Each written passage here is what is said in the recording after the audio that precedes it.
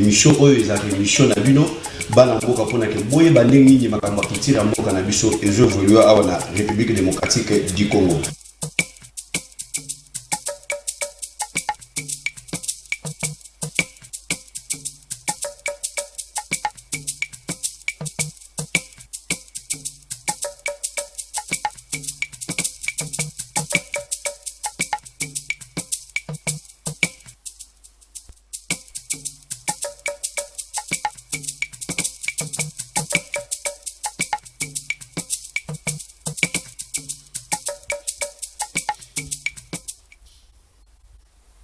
Très bien, merci. Bonjour partout, bonjour fidèles téléspectateurs, bonjour. Vous êtes toujours branchés sur votre chaîne des Réveils Show TV. Donc, à travers l'émission Nabino Show Culturel, on a Sakabino toujours pour n'inquiéter. Biso tozalaka wana poto la Sakabino ndengeni ni culture mboka na biso ezo évoluer à la République démocratique du Congo. Émission Nabino les kaka chaque lundi na ba 16h juste pardon et puis rediffusion na vendredi na 13h30. Donc vous allez brancher tout ça en direct déjà pour tout la Sabino ndengeni ni masolo ezoleka awa na République démocratique du Congo toujours na cadre ya culture mboka na biso. Na kopesa merci na nzambe oya pesi biso pour na kete ngai bino to zala déjà donc ensemble pe na pesi merci na musala nzambe Claude Kabunwale sa oya saile biso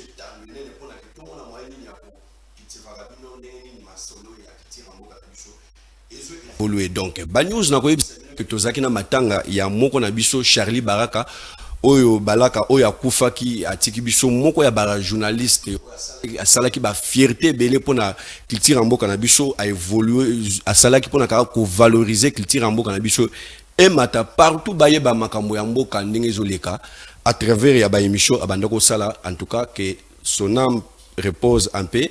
Merci na bandeko na nganyo surtout ya Brazzaville nazomona Christina et puis na Moni Kelina et puis na Moni Lisusu maman parfaite depuis Brazzaville na peso merci belé parce que vous allez moulani munene ya show culturel lelo nazo yamba invité munene ngana lo bak invité munene pourquoi parce que bazali bato bazo sa la fierté en Nzambe à la République démocratique du Congo azali mwana mboka azali muto azo se débrouiller par-ci par là pour na kete message en Nzambe et comme partout pour que bana nzambe bazwa mate ya pe à travers ya loyembo parce que na yebisaka bino ke côté ya ezaka kana kati ya église te même koyemba ezo changer pe batu mitema ezo changer pe ba paye po balanda pe na nzela nzambe yango wana na koyamba ndeko na biso mwana mboka papa na biso frère na biso nde évangéliste Feli Kapuya oyo azali moko ya ba musicien chrétien oyo azo sala pona kete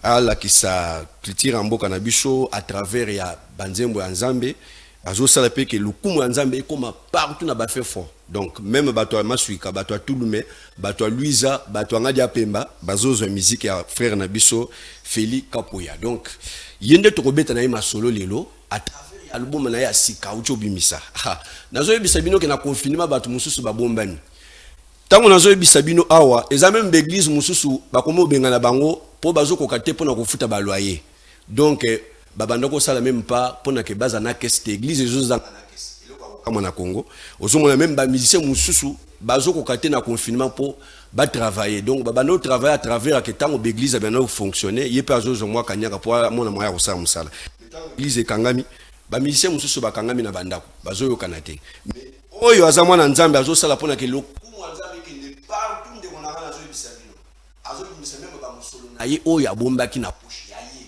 pona kete mate ya Nzambe ke partout ndenge kona biso Feli Kapuya oyo nazo yebisa bino toujours tozo sa na ye émission pona ke boyi ba album na ye asika ucho bimisa kombo na ngolu pourquoi ngolu tokotuna ye et excusez eza kombo na ngo elonga pardon eza elonga tokotuna ye pourquoi elonga et puis eza na combien de titres et c'est bimi to eza ndenge nini ye moko nde muto ko expliquer biso parce que toza na ye déjà na plateau pour to continuer na masolo na côté c'est invité nanga pour to beta masolo parce que na bisaka bino TV eza ngonga TVP eza radio te pour bo découvrir makambo ndenge ezoleka bonjour mon mboka bonjour boni serviteur de Dieu kimi ezali na ngolo Nzambe otala mira bana Nzambe baza posa ba mona elongi na yo Pourquoi? Parce que moni tant bo bimisa ba clip na bino des fois ozobina ozoyemba mais muto parfois ça na chance te hormone longi na bien. Mais awande ba mona muto live. Donc oyete ke yo ba si ba boté ba sali ninte mais boté na yo penza muto azo yo na nda ko mbala moko. Donc tout ça merci na ndenge o répondre à l'invitation na biso. Merci. Et félicitations na moni au beti les propres penza mona nzamba za la boye propre vraiment zo sala kete zo la penza kete na kati nzambe nyonso ezali. En tout cas, merci Kitoko vraiment. Et tu as mis na kombo nzambe. Lelo batu nyo sozo tala na ndako. Na yebisi bango kombo na yo ezali Feli Kapuya. Na yebite ezali yango to kombo mususu ezali. Non, kombo na nga yangwana nazali Feli Kapuya, nazali berger na kati ya communauté église la louange oye kambami papa Abraham ngala sikurisini. Awa na Kinshasa to awa na Kinshasa central na biso ezalaka awa na Kinshasa maintenant ngai mingi na évoluaka na Congo central mais tout le temps tozalaka Congo central Kinshasa po toza presque bamboka o ezanzinga mabele o yekangani. Très bien, donc si on a comprendre ba ko nduvutu ka ezaka Congo central Kinshasa Congo central pona musala ya nzambe kaka. Yes. En tout cas félicitations parce que batu mususu eza peut-être ko mona mutu azo mi sacrifier pour tantôt à Congo central là ya sale lanzambe musala ba mususu po aya bongo fo aya kaka na kope ya mbongo mais yozo sala pona kete o sale lanzambe musala eza eloko moko ya malamu lelo to monyo to ya mbino émission ya choc culturel parce que choc culturel eza émission ero bato ba vandi déjà bazolanda pona kete bayeba makambo ya culture mboka ezoleka ndenge nini to monyo yebisa biso na masolo eza ndenge nyo ememeli biso. Bon, en fait ce qui toleki lelo na choc culturel ezali pona ko pesa message na bana nzambe nyonso baye bazolanda na lobela bakufite bayo batiki biso na moment ya confinement avec coronavirus. Très bien. Na lobela baye o baza en vie isika nyonso bozali na bamboa nyonso bozali kengande kona bino j'ai eu à réaliser un album de 8 titres. Donc message clé est que ce qui président a déconfiné kaka mboka mbala moko ba CD mbala moko vente en ligne et bandi. Sinon tolingaki to sala yango avant confinement mais mokonzi mboka azwaki mesure pour na ko batela ekolo yake makambo nyonso etelema. C'est pourquoi to telemisaki. Mais ata to telemisaki ba CD eza déjà na maboko na biso ba batterie eza déjà en marche mokolo kaka bako déconfiné na kanisi na rozala muto ali boso ya koleka lisusu na choc culturel pour na ko pesa message que tel jour vous allez brancher vente ya album et bandi déjà. Très bien, vraiment donc mokolo brancher bablo qu'on a déjà donc le cas pour pesa message eza eloko malamu mais lelo to moni lobby obimisi album comme nango elonga et eza na 8 titres ndengo lobby et siko na yebite pourquoi au pesa album elonga.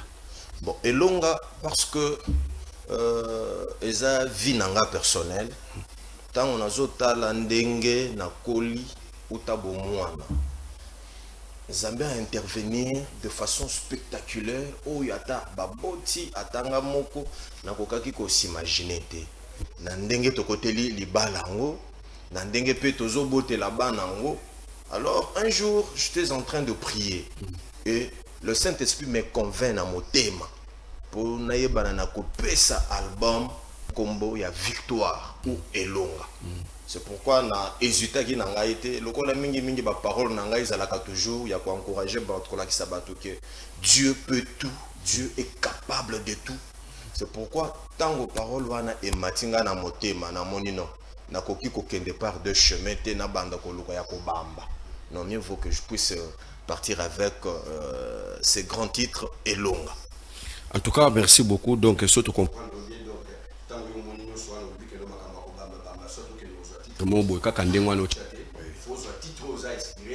esprit nde yango pesi en tout cas eza eloko ya malamu olobi eza na 8 titres mais banzembo yango ba titre yango eza ba non album victoire elonga eza na 8 titres zembo liboso eza tu es saint tozo ebisango yote to ebisango nzambe. Très bien. On a kolobana koloke ozaboule tu es saint après yango toza na tombo mana yo Yesu après yango toza ngana monité eloko ekoki kokabola ngai na Yesu. Quatrième chanson tozali na Yesu muzolange. Cinquième tozali na kokufa te 6e tozali na Chamakanda, 7e tozali na Azali Nzambe, pe 8e tozali na Yesu. En tout cas, très bien. Ceux qui n'ont bien vraiment, na moni que ba titre nyon so pesi, eza na ba munoko nyon surtout ya mboka na biso. Yes. Parce que na moni chilube eza na kati, linga les ali, Kikongo, ba makamunyo surtout eza na kati. En tout cas, eza eloko malamu. Na pesa merci na Narcisse depuis Lemba et puis na pespe merci na Christian Mwaka, vraiment merci na Nathalie Disachi depuis Bandale vraiment na zongelo musala nzambe. Au lobby, titre nyonso mais sikoyo nyonso tout eza déjà prêt to masolo eza ndenge nini? Oui, par la grâce de Dieu, nous avons eu déjà à réaliser presque 7 clips. Oui. Les clips moko. Mais clip moana etikali donc tozo luka place moko. Oyo tokozala. Ça a été déjà tourné. Oui. Mais compte tenu il y a exigence pe il y a au moni ceux qui nzamba pe sur vision. Au ko tourner clip. Et après un temps, yo moko teli clip wana au lobby ezoko kanate na eloko zalaka nango na makanisi. Très bien. C'est pour cela na fanisaki clip wana pona meka ko tourner selon oyo ngai nazalaki nango na makanisi pona nzambe. Donc aussi to tourner 7 clips 8 7 clips est déjà disponible. Moko wana nde esengeli to bandela. En tout cas, si tu comprendre bien, cette clip déjà, bossi siango déjà, moko wana fobo bandela pona ke bossala musala bien, bana nzambe ba consommer très bien. Si qu'on a évité ba produit na yo ba to ba kozwa ndenge nini. Oui, comme d'habitude, tu as dit qu'au début, ils ont toujours CD audio. Bisopeto salaki déjà quelques CD audio avant Makambo et Pepa Maladie Beta. Nous avons eu déjà à ramener au moins quelques pièces à CD audio. Mais pour a déjà quelques clips déjà en ligne. Et Sengeli Bakende na adresse nanga YouTube, chaîne nanga YouTube, Feli Kapouya TV. Feli Kapouya TV. Ceux qui au Betika Gayango, on retrouver déjà quelques zembo oyo na chaki déjà en ligne pour batobaye banana ko découvrir.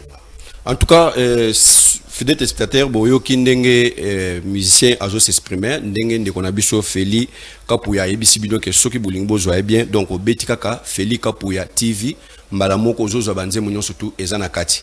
Donc en fait to kolinga to yoka pe moi banze mususu parce que TV zangonga mais siko na ebité awa to yoka na no combien de titres auto o memeli biso. Bon awa to zana 3 titres oyo eza déjà disponible awa mais en dehors il y a 3 titres wana to zape na nzembo moko to yembaki ya COVID-19.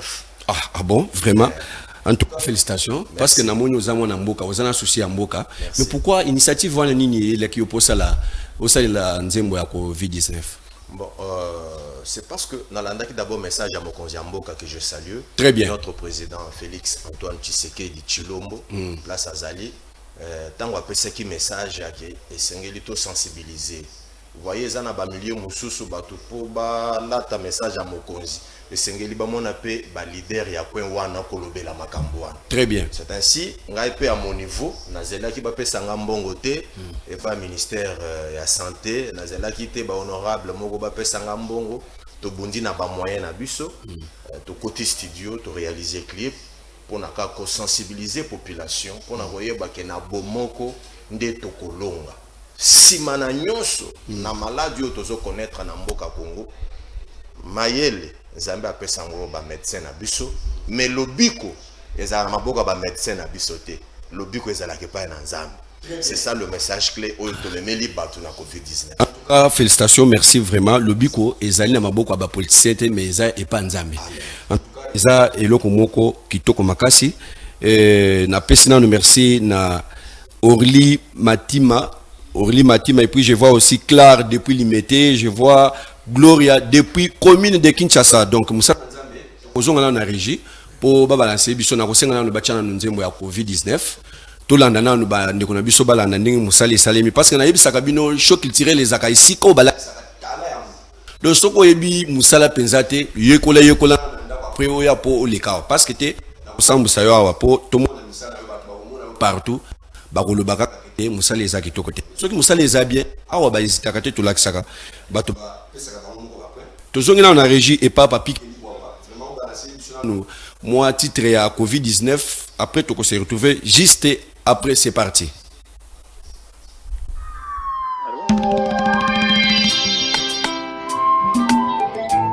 Covid-19, Okoboma Bissonio sauté. Soyons ensemble, même esprit, même pensée. Ayant la foi en Jésus-Christ, nous vaincrons.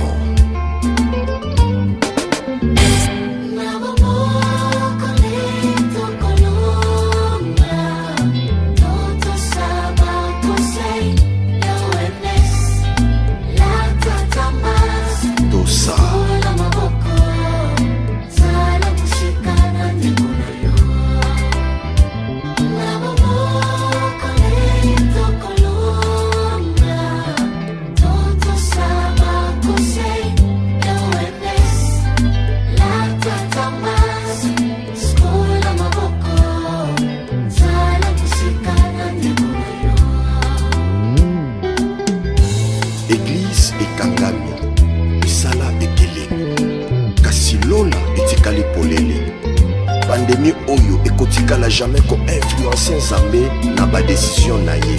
Eza mon bébé ekoleka. Tala ndenge eteye biso. Bokono eningisi mokili mobimba ye. Eza bilembo ya bozongi na Yesu. Tomilengele mitema ezala peto po Yesu aza. Avant que le ciel te protège, entoure-toi en respectant les règles de gêne, en utilisant les désinfectants pour t'épargner.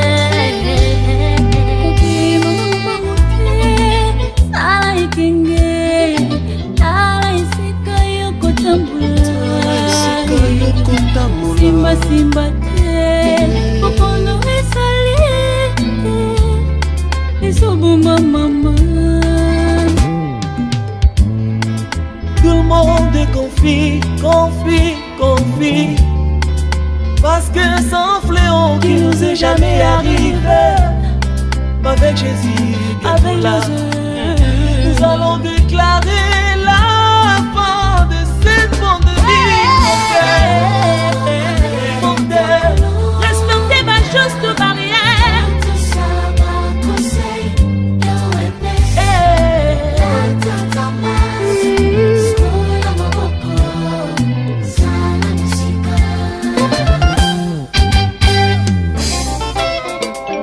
Merci l'Éternel, notre Dieu, pour l'intelligence que tu as donnée à nos médecins.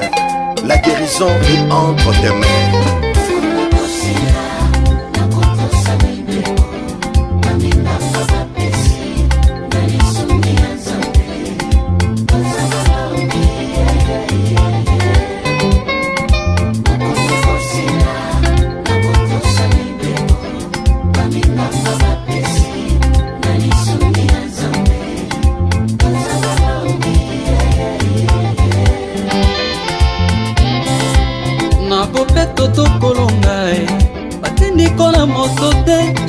Batela yo moko Be batela ndeko na yo Esoki pelo posote o Ebomi beba mingi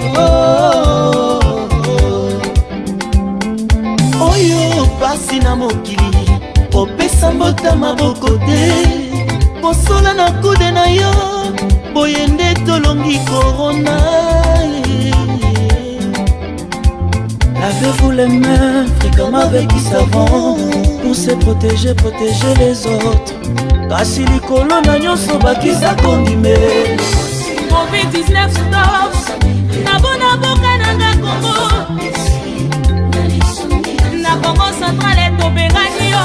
Olinga te. Okokoma kaka le passé.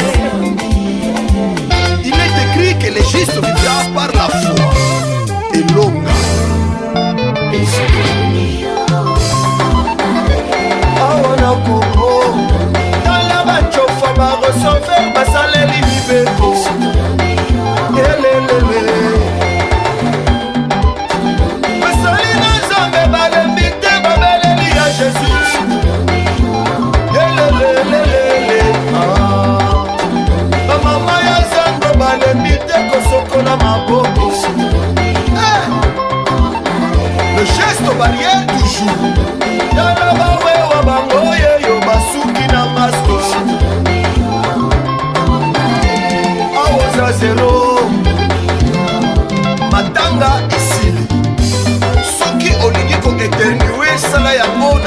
mouchoir jetable. Soki oza na rendez-vous ya tina te, fanda na ndako, batela libota. Kolona nyonso, sala na kondima, Yesu aza bolongi.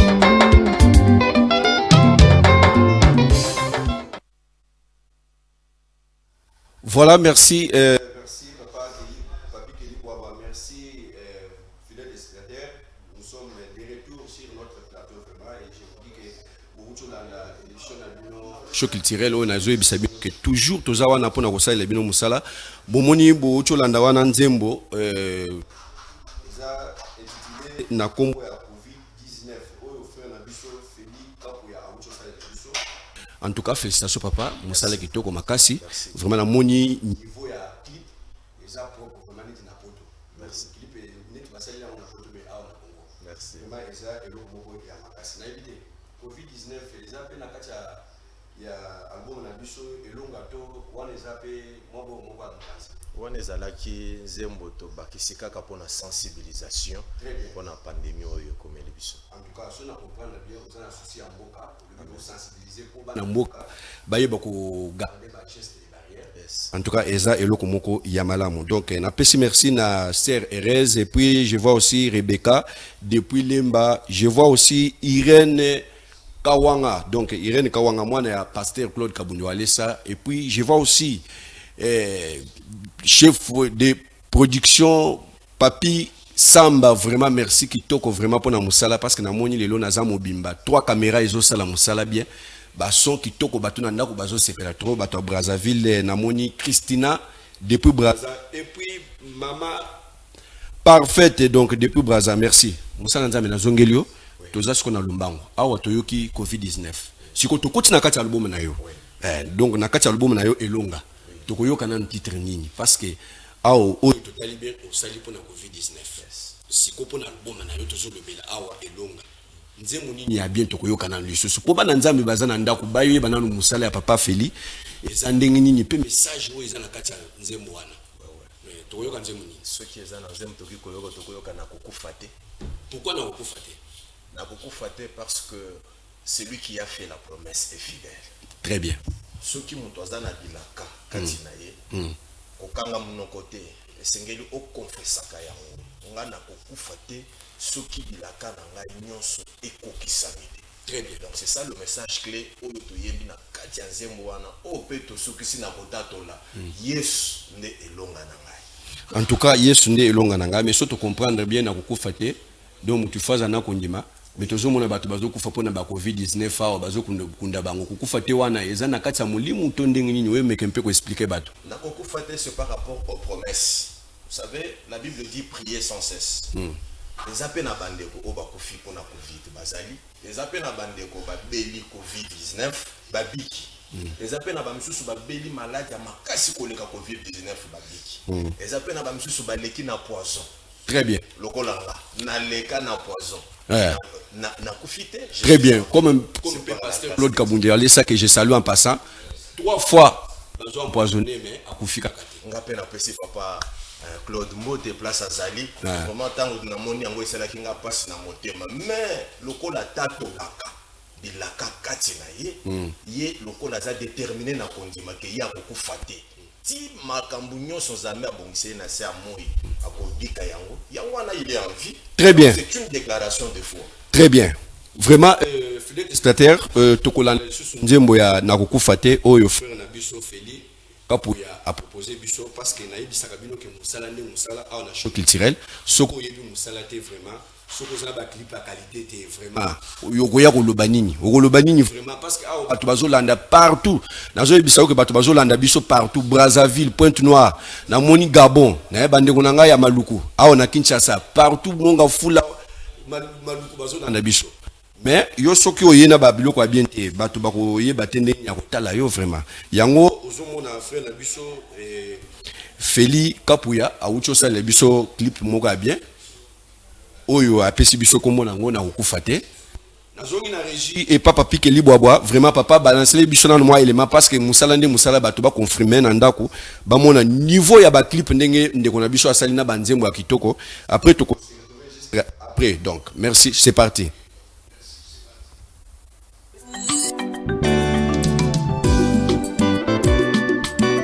eza lisusu ntango ya koyimayima te to ntango ya kosamba mpe te kasi ekomi ntango ya kotombola kaka kombo na Yesu, kombo oyo ebikisaka, kombo oyo esengwisaka, kombo na moya Yesu, Yesu, Yesu, kombo yo ezali na nguya ya kobongola nyonso zomona ata banguna nyonso basangani basali complot contre yo mama bacela yo mitambo na nzela kobanga te sala na Yesu babundisa yo ata na ndoto simba kaka kombo moko ata bikuke nyonso ekangami tombola kaka kombo Yesu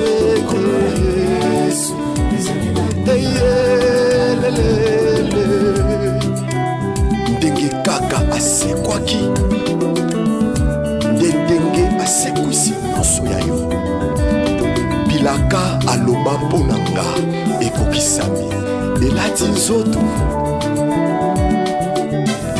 msala ozangaki ozwi yango eza makambo ya kisi te yaya. Très bien, merci vraiment, merci Papi Kelly Boaboa, merci, vraiment merci na Maman Parfaite depuis Brazzaville, merci, merci na Jonathan Ngomali Pamoto, moi na mobile azala toujours si ma caméra pour na kete, ma caméra ezala bien, pe na moni DVC li passe à moi na Kingaboa, merci trop, merci na Papa Bokilo et Etienne Bilongo, merci. Moussa Nzambe na Zongelio, vraiment félicitations. Na moni na kukufa te eza nzembo moko kitoko, message pe ya bien na kati pe na moni niveau ya clip. Eza kitoko en tout cas félicitations makasi. Nazo mona kuna bazo la kisanga ngonga na biso eza mukeme na koko tika bongo te. Toko yo ka lisusu titre nini lisusu. Oyo lobi parce que memela ki biso 3 chansons mais ya soka o toko yo ka eza titre nini. Ah. Pourquoi ton maman na yo Yesu? Ton maman parce que en toutes circonstances, c'est que moi na Nzambe nyonso aye ko lelo ko moko. Ko tomo na ba kombo na Yesu. Ata olali nzala.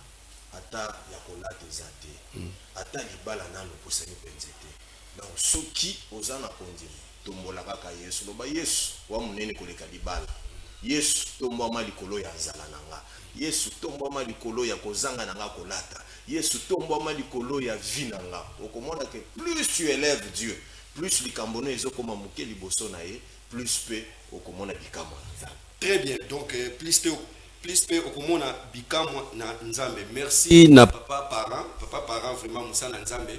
Pasteur parent vraiment merci papa parce que peut ça la prière et bien oyo ça la pona que émission choc tirel et continue toujours merci papa pour na ba prière na yo na personne merci belé papa. Vraiment toyoki na Nzembo ya tomwa na yo Yesu après to se retrouver juste après c'est parti.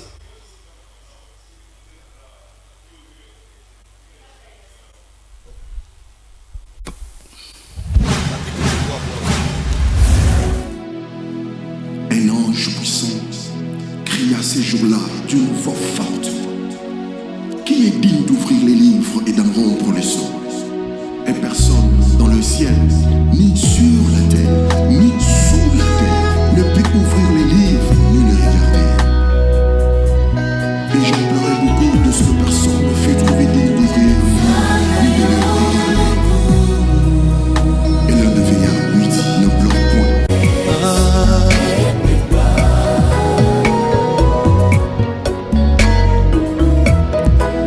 Yesu biso totomboli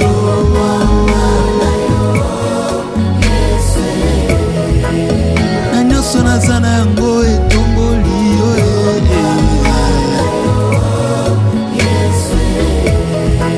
oza nzambe bomoi papa okotikala nzambe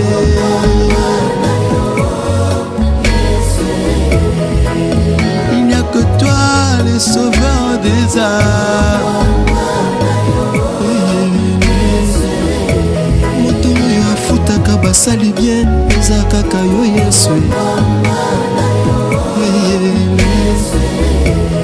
makasi na biso ntango nyonso nazela losambo Yesu na bomoi na ngamo. Voilà, très bien, merci fidèle destinataire de retour vraiment au Moutsolanda Tombama na Yesu oyo ezali proposé na frère na biso Feli Kapuya donc tala musala kitoko parce que na yebisaka bino ki musala nde musala musala nzambe félicitations komona banzembo nyonso vraiment nazo sepela kitoko parce que namoni vraiment niveau ya koyemba ba clip nyonso tourna okaka awa na Kinshasa to okendaki libanda mboka ba clip nyonso selango ka na Congo et puis tozalaki na Boma to tourna ba clip mususu na Boma mususu to tourna ngo na Mbanzangungu mususu to tourna yango na Mwanda mususu pe na Mwanda quand même ko honorer province ya Congo central en tout cas pour la paix mokonzi mboka outi ko honorer premier président en tout cas très bien vraiment très bien merci beaucoup et toujours qui déjà na suka émission na ibité okotala na caméra oyebisa bana nzambe et groupe na yo Splendeur musique oyebisa bango ezo évoluer ndenge nini pe bozana niveau nini répétition ezaka mokolo nini ceux qui bozo recruter bato o lancer appel ceux qui masolo ezandenge nini pe po bazwa ba produit na yo bakozwa ngo na ndenge nini opesa pe numéro de contact na yo pour tout le monde moya okabona yo. Merci beaucoup. Moi c'est le berger Félix Kapuya de l'église La Louange ndenge na otaki koloba au début c'est que je pourrais vous communiquer que vous a toujours branché. Après confinement, ça serait la sortie officielle de l'album Elonga ou Victoire. Pour na bayenyo so balingi ko contacter nga na numéro nanga oyezali na WhatsApp, c'est plus 243 9 99 122 088. Plus 243 9 99 122 088. Pour na numéro ya appel c'est plus 243 84 075 75 38. Na pesimbote na mwasi nanga mama Beneda place Azali, na pesimbote na ba musicien nyonso ya Splendeur musique baye oyo nazo kamba, na pesipe mbote et papa Claude Kabundi Walesa. Na mama libota nyonso mobimba ya centre de réveil pe mokonzi ya mboka. Merci beaucoup papa. Pour la moussala, surtout pour un message, il y a le 30 juin. Au Matisibiso, les sous pression. Merci beaucoup. Que Dieu vous bénisse. Au Bossani, mon côté, où il y a Souka, Azaya Souka. Papa Abraham Ngalasi Kourissine, chef spirituel, père représentant légal, il y a Église La Louange. Merci beaucoup, papa. Bonjour à maman. En tout cas, merci aussi à papa Ngalasi, vraiment, pasteur Ngalasi, merci beaucoup. Merci à na pasteur Claude Kabundi Walesa, merci na maman Angèle, parce que ngai na kokosi lisabongo te sans ko pesa bino merci. Bo salele biso etandu ya bien kitoko plateau réel. Eza ba plateau ko bambate ko tia ba rideau te bo tokate. Donc malili plateau ya kitoko donc en tout cas merci kitoko vraiment pour na musala pour na ke bana nzambe baza toujours cultiver na pesi merci na évangéliste Van Walesa kitoko makasi merci pe merci na papa Billy Walesa et puis na pesi merci na papa Badi Walesa vraiment boza ebele poso na lobina bando pesa kuna bakokata ngai er na ngai Cécile déjà na pesi merci na Devesi Lipasa mwana Kingabwa oya sali bilili kitoko poaza ngai kitoko ndenge bozomo na nga boye et puis na pesi lisusu merci na Lipa Moto Jonathan Ngoma mwana matete merci kitoko Kapela TV mwana bumbu na bosani opete na bosani Kapela te vraiment Kapela kimbanguiste ya solo vraiment na pesi merci ebele et puis bozala ki ebele na moni bande na nga Brazzaville na ebisi bino émission na bino elikaka chaque vendredi 14h juste et lundi na 16h 30 boza mobimba bokoyi uzwa lisusu émission ngo lundi po boye bandeni ni makambo ezoleka mais quant à moi je vous dis au revoir on va se retrouver juste après merci.